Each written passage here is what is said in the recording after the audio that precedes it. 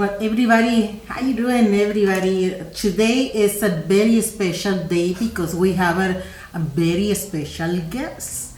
You know, everybody, every day we're looking for a way to smile. Every day we find we looking for, any reasons to put something in our face, to have a reason to try to smile. But we have in our world different people who has that kind of opportunity to do it for us. And today there is a person in our radio who has been working for that. And I want to say thank you because he's working so hard to do that. And today, every day when I go to the bank, I just don't see the person over there. I see and the smile, and today I have the opportunity to have it right here with me, right in front of me, and not only with the smile, I have it with me with the book and with the story behind the book. How you doing, John? Hello, Sandra. How are you? Really good. Very, very excited to have you today with me. I'm glad to be here, as usual. And I see you have a policeman outside on standby, just in case things get crazy like they did before. So how you been today? I'm very excited. You have a new book. I do have a new book. It's called Sinusfeld. Sinusfeld. Why does that mean? It's called Sinusfeld. And you notice that this copy is beat up really badly because we decided we want to be really hip like the kids are. They buy those jeans and they're torn up and ripped. Well, we're going to sell my book torn and ripped up and really shredded to pieces to try to be cool like the kids. Isn't that a good idea? It is a good idea. Look out, that's in bad shape. But if you don't want it like that, then you can get a newer copy. Sinusfeld, and I wrote it under the name Quentin Tarantino's, and so it's a book of cartoons. I'm sorry? Yeah. Keep going. It's a book of cartoons. It's kind of like the TV show Seinfeld, but it's about these noses having crazy conversations, just like on the show. And so it's really bizarre. But before we go on any further with this interview, I forgot. Last week my cousin got bit by a spider. And the spider gave him COVID, so I have to take some precautions here because we have spiders in the building here. So I got to take precautions because I don't want to get bit by a spider and get COVID. So can you give me just a moment? Sure. Show me what you have over there. Okay, so what happened was, if this gets bit by a spider, I'll have some spider venom inside me and it'll be actually like a vaccine. So yeah, so that's what happened. It was really crazy. I got bit by a spider and got COVID. So yeah. Right now everybody's getting very excited about your book, and I was reading the book. I was over there in line. Were you reading the book? Yeah, I was reading the book, and I was in line. It was like 20 people before me online on the bank, and yeah. I couldn't stop. I was laughing, and they were looking at me, and they were thinking I was crazy. But no, I wasn't crazy. I was reading your book. I was having a lot of fun reading your book. I was reading the book about the cat who moved to Beverly Hills. Yes. Yeah. And it raised $16,000. $16,000. It was crazy. Well, I got to tell you, first off, I'm a little offended because at first you were laughing because there's like 5 pictures of me in the book. You were laughing at those pictures of me. I thought those pictures were very sexy, but you were laughing really hard, and it really broke my heart. But that's okay. Once you got to the cartoons, then you laughed, and it was lots of fun, I hope. So. When I saw the picture, the front of the picture of your book, we have a character in Spanish we call Pinocho. Pinocho? Uh-huh.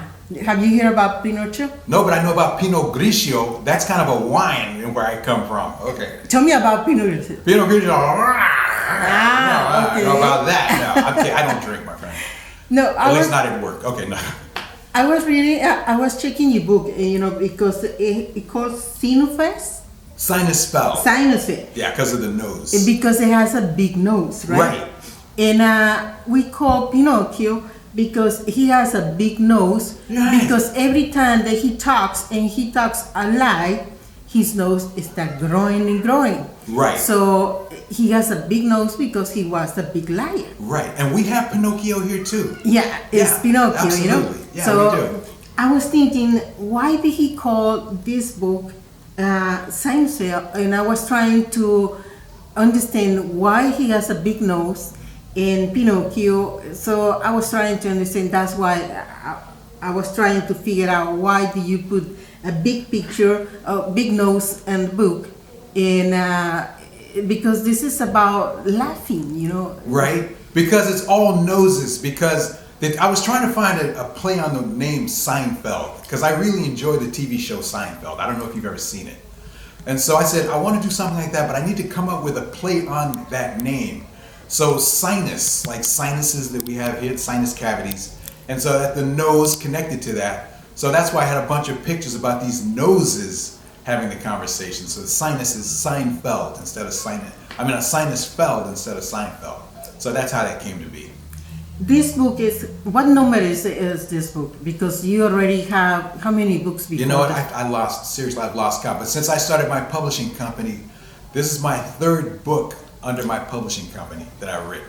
This is your third. This is the third one. And so I had my first book signing at Barnes & Noble in Palmdale. And it went really, really well. The book sold out and everything. So, but they told me next time they want me to wear shoes and socks when I come there. And that's the only problem.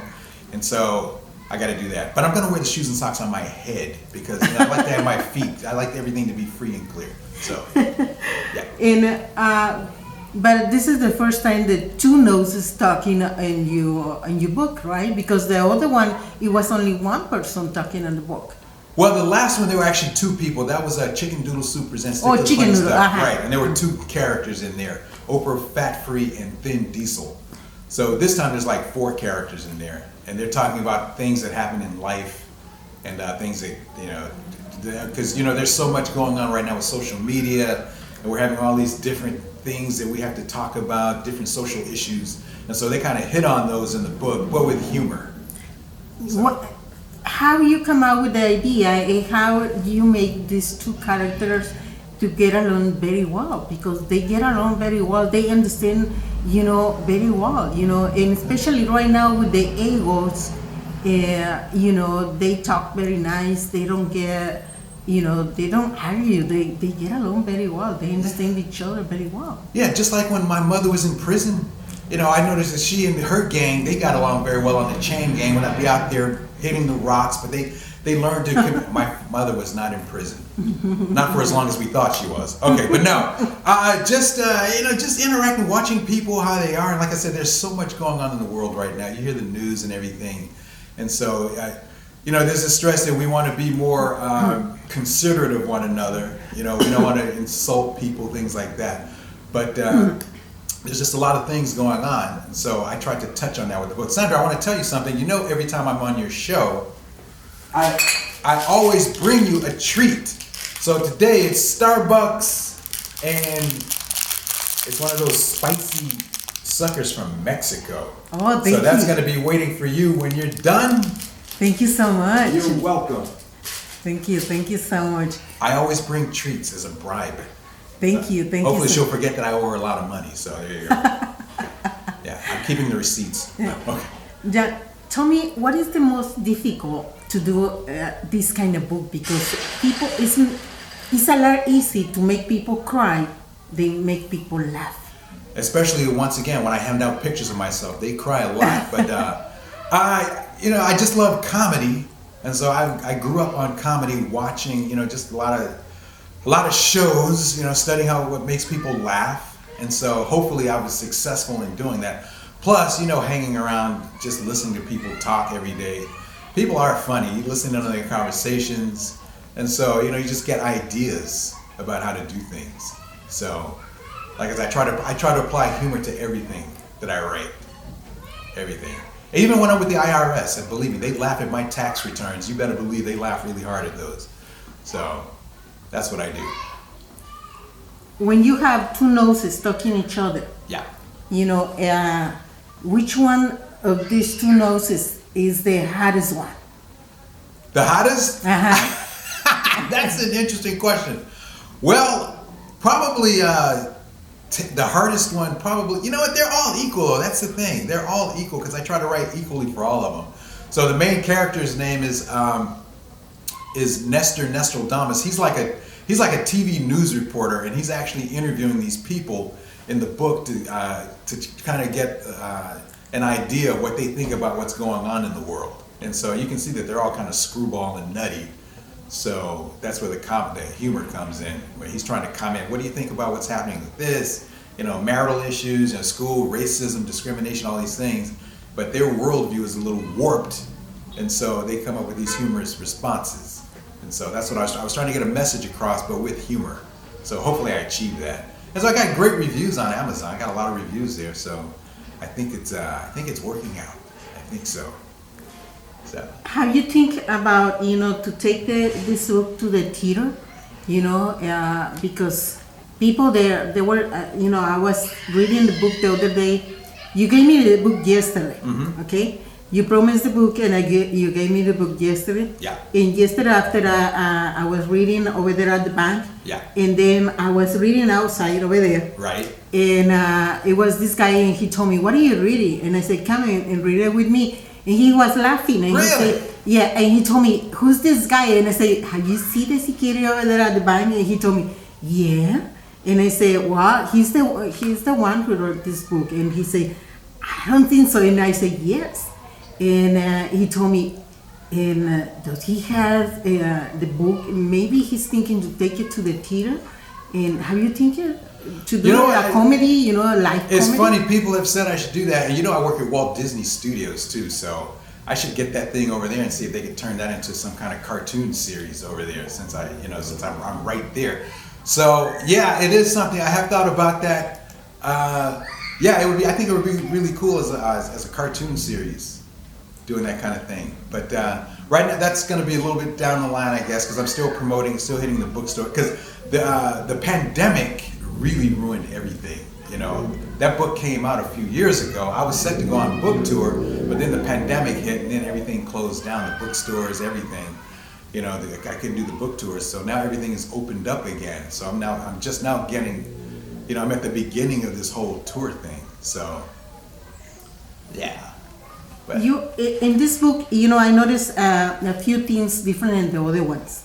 You make different stage on the books. Right. You're talking about taxes. You're right. talking about food. Right. You're talking about economy. Right. Tell me about the book, because it's something different from the previous book. Yeah. So like I said, right, because we do have a lot of concerns now. I mean, if inflation is at an all-time high at 40%.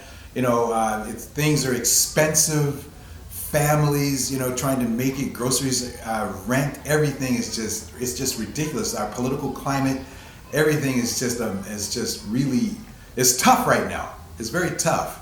And so I figured it was time to kind of spotlight those things, and put them in the book, and just kind of make it, like I said, make it humorous, but people get the idea.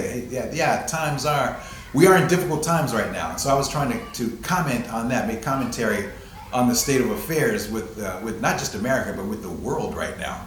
And so people seem to resonate with the message that I was trying to get across, even though I'm using humor and a lot of puns too. So, yeah. What about if you read some of the what is in your book to the people who see the video? Because some of the people, they are listening, but what about to the ones that are going to see the video later on? Okay. You want to share some of that? Yeah, I'll share one. Okay, so I have to take my glasses off so I can read. So here's one right here where Nestor's talking to one of the characters, and he says, "Are the best things in life really free?" And then the response is, "Of course they are, my friend, but only if you